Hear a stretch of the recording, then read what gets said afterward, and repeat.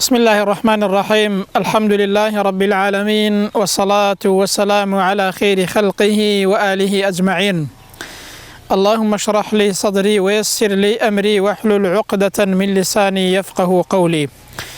عزیزان خوشویستان، سلام و رحمت و مهربانی خدای پروردگارتان لسر بیت. خدای پروردگار برحم و بزای خوی بمان گەڕێ لە بەندە ڕاستەقینەکانی خۆی لەو بەندانەی کە لە دنیا و قیامەتدا سەرفراز دەبن.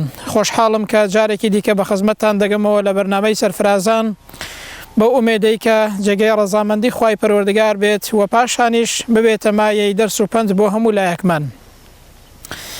یەکێکی دیکە لەو کەسانەی کە سەرفراز دەبن ئەو کەسانن کە سوپاسگوزارن لە بەرامبەر ناز و نیعمەتەکانی خدای پەروەردگاردا، لە بەرامبەر چاکە و فەزڵی خدای پەروەردگاردا. ئەو کەسانن کە لە خدای پەروەردگار ڕازین، ئەو کەسانن کە شکر و سوپاسی خدای پەروەردگار دەکەن لەسەر هەر ناز و نیعمەتێک کە خدای پەروەردگار پێی داون، ئەوان سوپاسگوزارن لە بەرامبەری خدای پەروەردگاردا.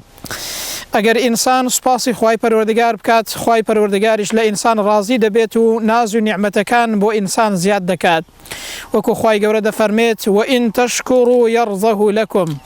ئەگەر ئێوە سوپاسگوزار بن لە بەرامبەر خدای پەروەردگاردا، شکری خدای گەورە بکەن، خدای پەروەردگاریش لێتان ڕازی دەبێت. کە بێگومان ڕەزامەندی خدای پەروەردگار چاکترین نیعمەتە و ئەو کەسانەی خدای لێیان ڕازی بێت بێگومان سەرفراز دەبن و بێگومان عاقبەت خێری دنیا و قیامەت دەبن. شکر یعنی ئاسەواری ئەو ناز و نیعمەتانەی کە خدای گەورە بە ئینسانی داوە لەسەر ئەندامەکانی ئینسان دەرکەوێت، لەسەر قسە و گفتاری ئینسان دەرکەوێت، لەسەر دڵ و دەرونی ئینسان ئەو سوپاسگوزاریە دەرکەوێت و بەکار و کردەوەکانی ئینسانەوە ئەو سوپاسگوزاریە دیار بێت کە ئینسان لە بەرامبەر خدای پەروەردگاردا، لە بەرامبەر ناز و نیعمەتەکاندا سوپاسی خدای پەروەردگار دەکات و لە خدای پەروەردگار ڕازیە. ئین تەشکوروا ما يفعل الله بعذابكم إن شكرتم وآمنتم. خدای پەروەردگار دەفەرمێت ئەگەر ئێوە سوپاسگوزاری خدای پەروەردگار بکەن، خدای پەروەردگار هیچ پێویستی بەوە نییە کە ئینسان سزا بدات و هەروەها عەزابی بدات، سزای بدات. ئەگەر ئێمە سوپاسگوزار بین لە بەرامبەر ناز و نیعمەتەکان و چاکەی خدای پەروەردگاردا، بێگومان خدای پەروەردگاریش سزامان نادات و هەروەها لێمان ڕازی دەبێت. لئین شەکەرتم لەئەزیدەنەکم. خدای پەروەردگار دەفەرمێت ئەگەر ئێوە شکری ناز و نیعمەتەکانی خدای گەورە بکەن، سوپاسگوزار بن، خدای پەروەردگاریش ناز و نیعمەتەکانتان بۆ زیاد دەکات. پێغەمبەر دەفەرمێت صلی الله علیه و سلم خدای پەروەردگار لە ئینسان ڕازی دەبێت وەختێک کە خواردن و خواردەوەیەک دەخوات، حەمد و سوپاسی خدای پەروەردگار دەکات، شکری ناز و نیعمەتەکان و چاکەی خدای پەروەردگار دەکات. وەختێک شتێک دەخوات، شتێک دەخواتەوە بەئی خدای پەروەردگاری دەزانێت و سوپاسی خدای گەورە دەکات، خدای پەروەردگاریش لەو بەندەیە ڕازیە. واتە ئینسان وەختێک حەمد و سەنای خدای گەورە بکات، شکری ناز و نیعمەتەکان و چاکەی خدای گەورە بکات، لە خدای گەورەیەوە بزانێت ئەوە خدای پەروەردگاریش لەو بەندانە و لەو کەسانە ڕازی دەبێت. شکر لە سیفەتی پێغەمبەرانە سەلات و سەلامی خدای پەروەردگاریان لەسەر بێت. واتە سوپاسگوزاری لە سیفەتی پێغەمبەرانە و پێغەمبەران هەمیشە سوپاسگوزاری ناز و نیعمەتەکانی خدای پەروەردگار بوون. وەختێک خدای گەورە بۆمان باسی سیفەتەکانی ئیبراهیم پێغەمبەر دەکات کە بە یەک ئومەت ناوی دەبات کە سیفەتەکانی زۆر بەرز بوون و زۆر خاوەنی چاکە و فەزڵ بووە و ڕەمزی یەکتاپەرستی و ڕەمزی ملکەچی بووە بۆ خدای پەروەردگار. خدای گەورە دەربارەی دەفەرمێت: ئین ئیبراهیم کان ئومەتەن قانیتەن لله ولم يكن من المشركين. بەڕاستی ئیبراهیم ئومەتێک بوو و سیفەتەکانی بە ئاکارە جوانەکانی ئومەتێک بوو ئەو ئیبراهیمە سەلات و سەلامی خدای گەورەی لەسەر بێت کە ڕووی لە یەکتاپەرستی و دینێکی ڕاست و دروست بوو و هەرگیز هاوبەشی بۆ خدای پەروەردگار بڕیار نەداوە. ئەنجا شاکیڕەن لئەنعومه. ئەو پێغەمبەرە پایە بەرزە ئیبراهیم سەلات و سەلامی خدای پەروەردگاری لەسەر بێت شکرانە بژێر و سوپاسگوزاری ناز و نیعمەتەکانی خدای پەروەردگار بوو. بۆیە خدای پەروەردگاریش هەڵی بژارد و ڕێنمونی کرد بۆ ڕێگای ڕاست و لەسەر ڕێگای ڕاست هیدایەتی دا و هەروەها هەڵی بژارد بە پێغەمبەر و بە پێغەمبەرێکی پایە بەرز و خدای پەروەردگار بەرزی کردەوە و ذیکری بەرز کردەوە هەتاوەکو ڕۆژی قیامەت هەر بەرزە و هەر بەرز دەبێت. یەکێک لە سیفەتەکانی خوای گەورە کە باسی دەکات شاکیڕەن لئەنعومه، سوپاسگوزاری ناز و نیعمەتەکانی خودای پەروەردگار بووە. پێغەمبەری خۆمان صلی الله عليه وسلم ڕەمزی سوپاسگوزاری بووە بۆ خوای پەروەردگار و لە هەموو کەس زیاتر شکری ناز و نیعمەتەکانی خوای پەروەردگاری کردو و سوپاسگوزار بووە. بۆیە شەوێکیان کە پێغەمبەر صلی الله عليه وسلم زۆر شەو نوێژی دەکرد و بەردەوام لە شەو نوێژدا بوو هەتاوەکو پێیەکانی ئەوسا، جاری وا هەبوو پێیەکانی ئەوسا بوو هێندە نوێژی دەکرد و هێندە عیبادەتی خوای گەورەی دەکرد لە عیبادەتا دەوەستا. دایکمان عائشە دەفەرمێ پێی دەڵێت ئەی پێغەمبەری خوای صلی الله عليه وسلم بۆچی هێندە خۆت ماندوو دەکەی؟ ئەی مەگەر خوای پەروەردگار لە گوناهی ئەوەل و ئاخیرت خۆش نەبووە؟ پێغەمبەر صلی الله عليه وسلم لە وەڵامدا دەفەرمێت ئەفەلا ئەکون عەبدەن شەکوڕەن، ئەدی نابێ ئەمنیش لە بەرامبەر ناز و نیعمەتەکانی خوای گەورەدا، لە بەرامبەر خۆشبوونی خوای گەورەدا شکری ناز و نیعمەتەکانی خوای پەروەردگار بکەم. ئەو فەرمایشتە پێمان دەڵێ شکری خوای پەروەردگار بە عیبادەت دەکرێت، بەڕووکردنە خوای پەروەردگار دەکرێت، بەگەڕانەوە بۆ لای خوای پەروەردگار دەکرێت، بە عیبادەت و خۆماندووکردن دەکرێت لە پێناوی خوای پەروەردگاردا. ئەو کەسە شکری خوای گەورەی کردووە کە خوای گەورە دەناسێ و خوای گەورەی لەبیرە کە ڕووی لە خوای پەروەردگارە و هەروەها خوای پەروەردگاری خۆی دەپەرستێت. بۆیە شکر سێ ڕوکن و پایەی هەیە. ئەو سێ ڕوکنانە دەبێ بێتە دی ئەنجا ئینسان سوپاسی خوای پەروەردگاری کردووە. شکر هەر ئەوە نییە ئینسان بە زمان بێڵێت و بڵێ خوایە من سوپاسی تۆ دەکەم، بەڵکو سێ پایەی گرنگی هەیە کە دەبێت تێیدا بێتە دی ئەنجا ئینسان سوپاسی خوای گەورەی کردووە. یەکەم ئینسان دەبێ بە زمان دانی پێدا بێنێت و ئەمما بنیعمەتی ڕەبیکە فەحەدیث، ناز و نیعمەتەکانی خوای گەورە ئینسان دەبێت تەحەدوثی پێ بکات، یعنی بە زمان دانی پێدا بێنێت لە ئی خوای پەروەردگاری بزانێت و باسییان بکە فەزڵ و چاکە و خوای پەروەردگار ئینسان بەسەرخۆیەوە باسی بکات بە زمان دانی پێدا بێنێت. دووهەم دەبێ ئینسان بەدڵ ئەو ناز و نیعمەتانە لە ئی خوای پەروەردگاریان بزانێت، بە ئی خوای گەورەیان بزانێت و بزانێت کە ئەوە لەلایەن خوای پەروەردگارەوە پێی دراوە. هەموو چاکەیەک هی خوای پەروەردگارە، وما بیکم من نعمة فمن الله، هەرچی چاکەیە کە پێمان دراوە لەلایەن خوای پەروەردگارەوەیە. دەبێت ئینسان هەموو چاکەیەک بگێڕێتەوە بۆ خوای پەروەردگار، بەدڵ ئەو ناز و نیعمەتانەی کە پێ دراوە لە خوای پەروەردگاریان بزانی و بە ئی خوای پەروەردگاریان بزانی و بە چاکەی خوای گەورەی بزانی. ئەنجا سێم ڕوکنی شکر ئەوەیە کە ئینسان ئەو ناز و نیعمەتانەی خوای گەورە بە ئینسانی داوە ئینسان لە ڕەزامەندی خوای گەورەدا بەکاریان بێنی، ئەنجا سوپاسی خوای پەروەردگاری کردووە. ئیعمەلوا ئالە داوود شوکرا. وەختێک خوای گەورە بۆمان باسی شکر دەکات، ئالی داوود بە کردەوە شکری ناز و نیعمەتەکانی خوای پەروەردگاریان کردووە. وقلیل من عیبادی الشەکوور، بۆیە خوای گەورە دەفەرمێت کەم لە بەندەکانم شکری من دەکەن، یعنی کەم لە بەندەکان وەکو ئەوەی کە پێویستە و وەکو ئەوەی کە واجبە شکری ناز و نیعمەتەکانی خوای گەورە دەکەن. ئینسان هەر ناز و نیعمەتێک پێی درابێت دەبێت لە ڕەزامەندی خوای گەورەدا بەکاری بێنێت. ئەگەر ماڵ و سامانێک خوای گەورە بێ ئینسانیدا دەبێت ئینسان لە ڕێگای حەڵاڵدا بەکاری بێنێت، دەبێت ئینسان بە حەڵاڵ پەیدای کات، لە ڕێگای حەڵاڵدا بەکاری بێنێت، لە ڕەزامەندی خوای گەورە و لە ڕێگای خوای گەورەدا بەکاری بێنێت، ئەنجا ئینسان سوپاسی خوای گەورەی کردووە. ئەگەر ئینسان علم و زانستێکی پێدرا دەبێت ئەو علم و زانستە لە پێناوی خوای گەورەدا و دعوە و بانگەوازی پێ بکات لە پێناوی خوای گەورەدا، خەڵکی پێڕێنمونی بکە، ئەنجا سوپاسی خوای گەورەی کردووە. ئینسانی وا هەیە بەو علمە و زانستەی کە پێی دراوە خەڵک گومڕا دەکات، ئەوانە شکری خوای گەورەیان نەکردووە. ئەگەر ئینسان دەنگێکی خۆشی پێ بدرێت دەبێت لە پێناو ڕەزامەندی خوای گەورەدا و لە شاکەدا بەکاری بێنێت. ئەگەر ئینسان زمانێک دڵێکی باش خوای گەورە هەر ئەندامێکی بە ئینسان داوە دەبێت لە ڕەزامەندی خوای گەورە و لە عیبادەتی خوای گەورەدا بەکاری بێنێت، ئەوجا ئینسان سوپاسی خوای پەروەردگاری کردووە و ئینسانێکی سوپاسگوزارە لە بەرامبەر خوای پەروەردگاردا.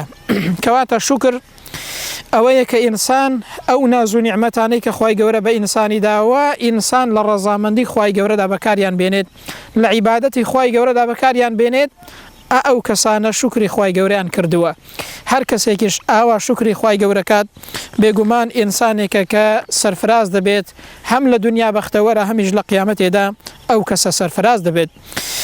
بۆیە ئیبن القەیم جوانی فەرمووە وەختێک بۆمان باسی شکر دەکات دەفەرمێ شکر ئەوەیە کە ئاسەواری ناز و نیعمەتی خوای گەورە بەسەر زمانی ئینسانەوە دەرکەوێت کە ئینسان حەمد و سەنای خوای گەورە بۆ زمانەی بکات و بەسەر دڵ و دەرونی ئینسانەوە دەرکەوێت کە ئینسان خۆشەویستی بۆ خوای پەروەردگار هەبێت ئەوەی خۆش بوێت کە خوا خۆشی دەوێت و ئینسان بەسەر ئەندامەکانیەوە فەرمانبەری خوای پەروەردگار بێت ئاسەواری ئەو ناز و نیعمەتانە دەرکەوێت ملکەچی خوای گەورە بێت لە ڕەزامەندی خوای گەورەدا بەکاریان بێنێت دەفەرمێ ئەوە بریتیە لە شکر واتە دەبێ ئینسان هەم بە زماندانی پێدا بێنێت هەم بە دڵ خۆشەویستی بۆ خوای گەورە هەبێت لە خوای گەورەیەوە بزانێت و هەمیش ئەندامەکانی لە ئەو ئەندامانەی کە خوای گەورە بە ئینسانی داون ئەو چاکەی خوای گەورە بە ئینسانی داوە ئینسان ئەوەی کە پێویستە ئەوەی کە لەسەری واجبە ئەنجامی بدات بەو ئەندامانەی واتە بەکردەوە بیسەلمێنێت لە مەیدانی واقعدا شتێک نەکا خوای پەروەردگار تووڕەکات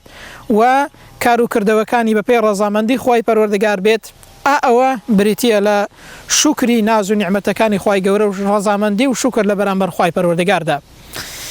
ئەگەر ئێمە شکرمان کرد سوپاسگوزار بووین لە بەرامبەر خوای پەروەردگاردا خوای گەورە بۆمان زیاد دەکات ئەگەریش ئینسان سوپاسگوزار نەبێت بەڕاستی خوای گەورە ناز و نیعمەتەکانی دەباتەوە.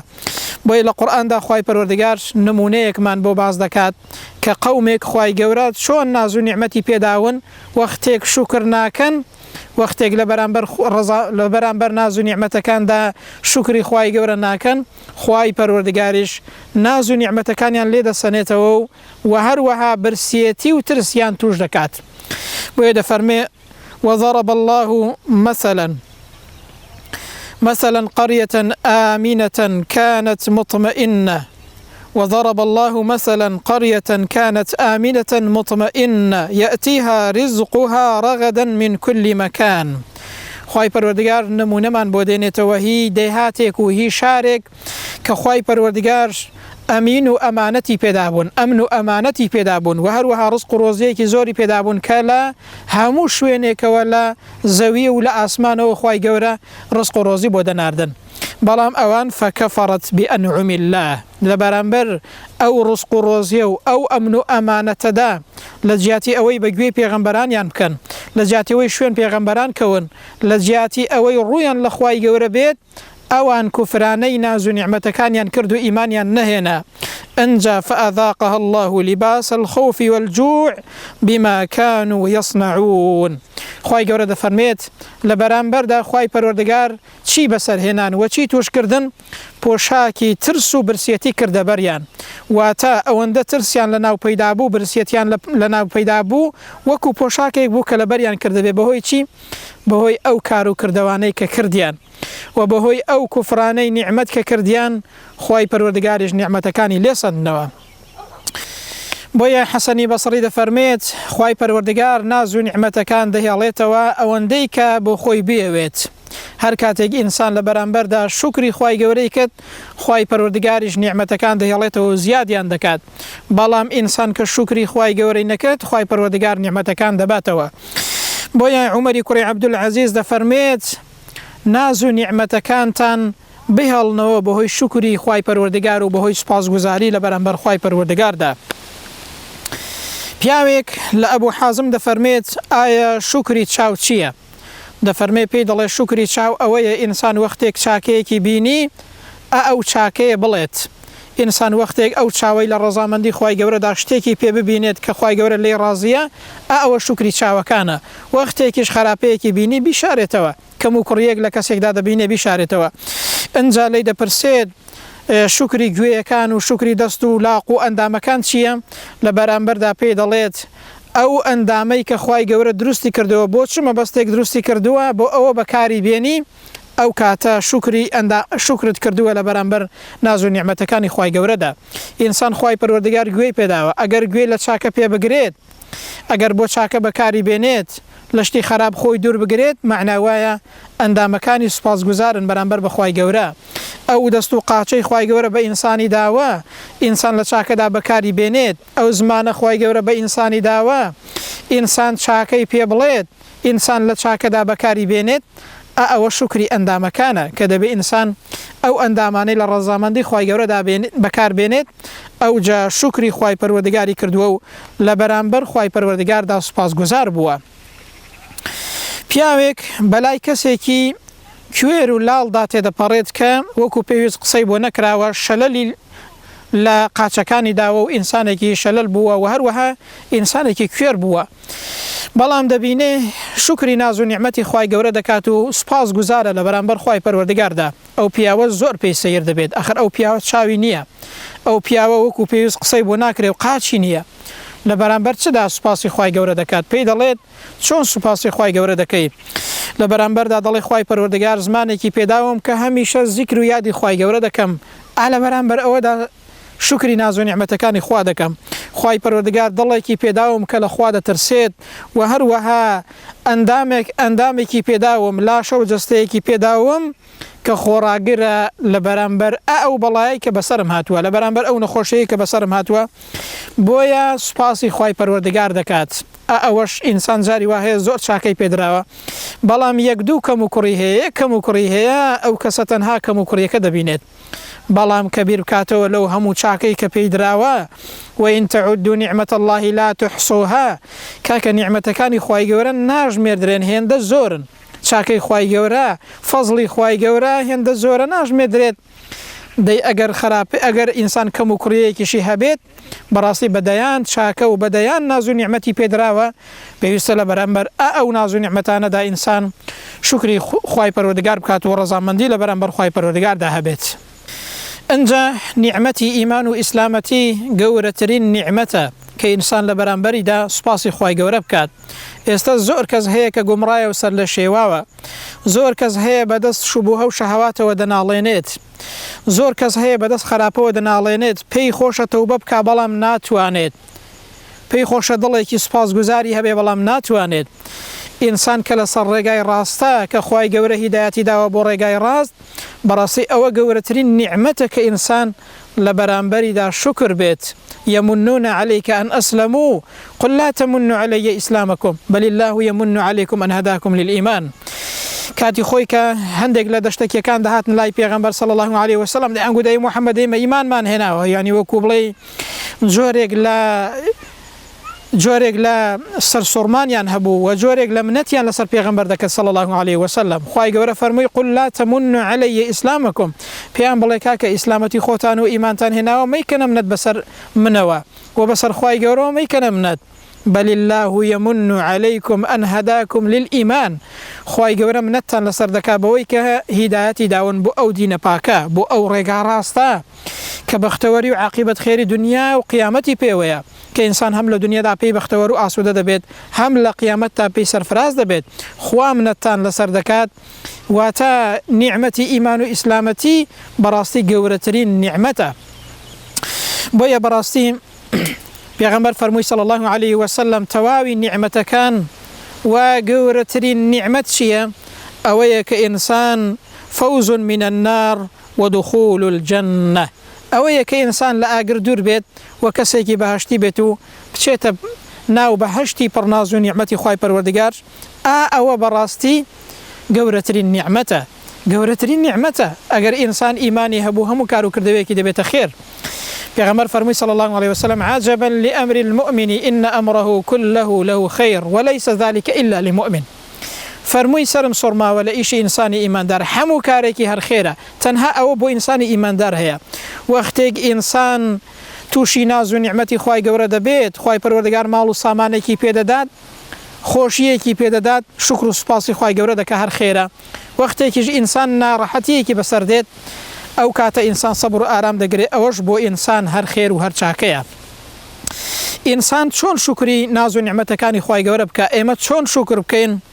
بەوە کە ملکەتی خوای پەروەردگار بین، بەوە کە ڕوو لە خوای پەروەردگار بین، بەوەی کە خوای پەروەردگارمان خۆش بوێت، بەوەی کە دان بە ناز و نیعمەتەکانی خوای گەورەدا بێنین، بەوەی کە ئینسان هەر ناز و نیعمەتێکی پێدراوە لە ڕەزامەندی خوای پەروەردگاردا بەکاری بێنێت.